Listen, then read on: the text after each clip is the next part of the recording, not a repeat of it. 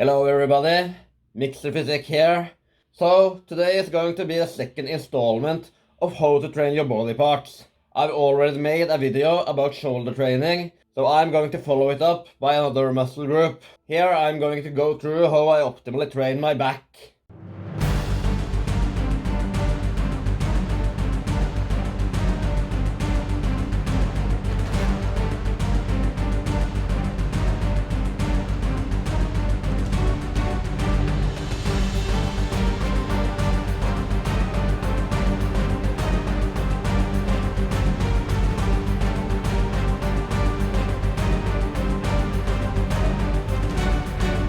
My back is probably the muscle group I've had the most progress with the last year. I've made the best back gains in my entire life the 3 to 4 last months, and this is because I've executed specialized and systematic work on my back. I've done compound and isolation exercises to hit every part of my back. I have especially focused on tension on my lats and traps and have made sure to hit them from all angles.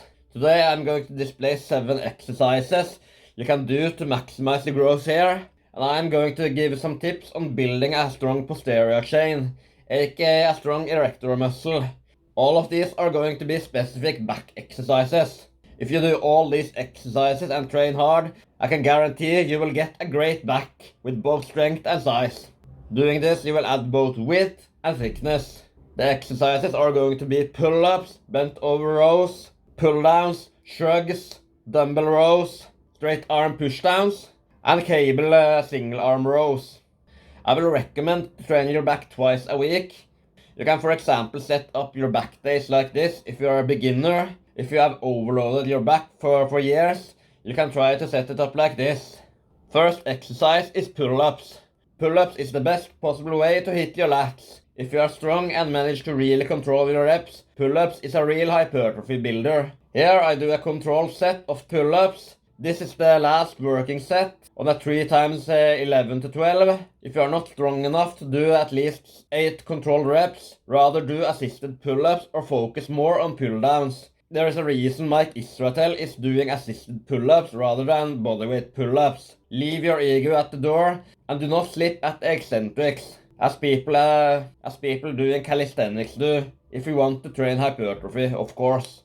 To make sure you have the best form, control the eccentric. Make sure the muscle tension is at the bottom and pull yourself up. When doing really controlled pull-ups, the concentric should almost go faster than the eccentric. At the hardest rep, think you attack the bar and do not let your upper body turn over. On this video, you can see what muscles are actually activated. Your lats are highly activated and your traps are assisting working muscles. This was the time when the gyms were closed and you could take the shirt off while doing resistance training. The second exercise, which is a rowing movement, is bent over rows.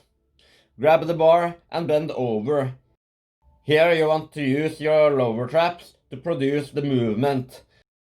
Your lower lats and your erector spine are highly activated as stabilizing muscles, and you drive the bar up against your abs. This is a good movement to, for example, get up your deadlift strength. Try to make sure you don't turn over. Try to keep your feet at the ground, as I don't manage on these last few reps. Third exercise of the day is the pull-downs. This is quite a similar movement to the pull-ups. However, here you bring down an external machine load and you are not using your body weight. I will recommend to have a neutral grip. At least do either pull-ups or pull-downs with a neutral grip and the other with a pronated grip. Doing both grip variants will make sure you hit the back from different angles. Because you do the movement vertically compared to your body, the main muscle you are working is your lats, not the traps. As you have a neutral grip, you are more working your inner lats and rhomboids. With a wide pronated grip, your main driver is your outer lats. Make sure you stretch at the top and squeeze at the bottom. You want to have the biggest possible range of motion with a mind-muscle connection in your lats. Here you also see how a wide grip pronated pull-ups look like. Fourth exercise, which is in the same way as bent over rows, a more kind of posterior chain exercise, is shrugs. This is a specific exercise to hit your traps. most precisely your upper traps. Here you can see me doing a heavy barbell variant of shrugs. You use your traps to bring up your shoulders and highly activate them. The range of motion is short, but your activation of the muscle is high. I will also recommend to incorporate a more light variant of shrugs, maybe with cable and one hand. Here I can connect one part of my strap from a different angle with a unilateral grip. Fifth exercise of the day is one-handed dumbbell rows. This is a great way to work your lower traps and partially your lower lats. You should have one foot and one arm on a bench, bend over and row the dumbbell in the other hand. Bring the dumbbell towards your abs and stretch at the bottom. Pulling towards your abs highly activates your middle traps. Many people like to bring the dumbbell more to the side, which better activates the lats. However, for me, rowing movements are to build traps.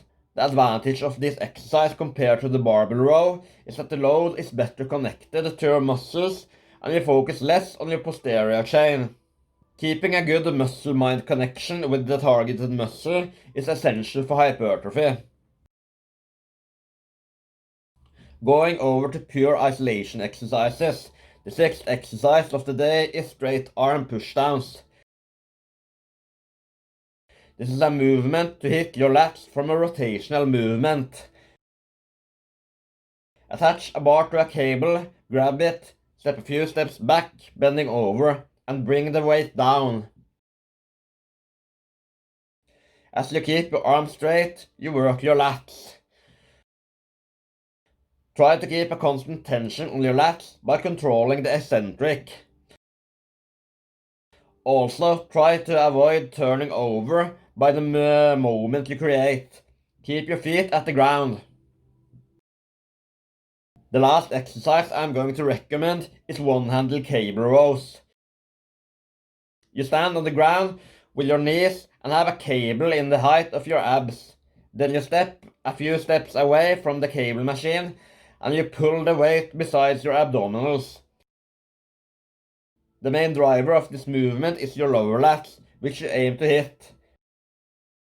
This is often a body part that gets mitigated, and you don't hit them properly from only doing pull-ups and lat pushdowns. The lift everybody are going to question is the deadlift and probably rack pulls. The reason why I'm not mentioning them here is because I consider the deadlift being a leg movement.